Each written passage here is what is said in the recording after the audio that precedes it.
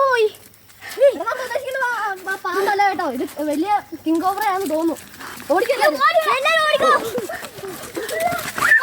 എടാ, ഇനി എന്നാ ചെയ്യൂടാ?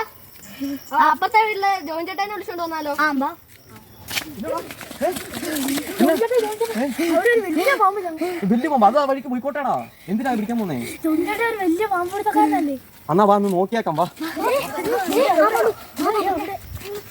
നോക്കട്ടെ. ഇതിനകത്താണ് പോയേ?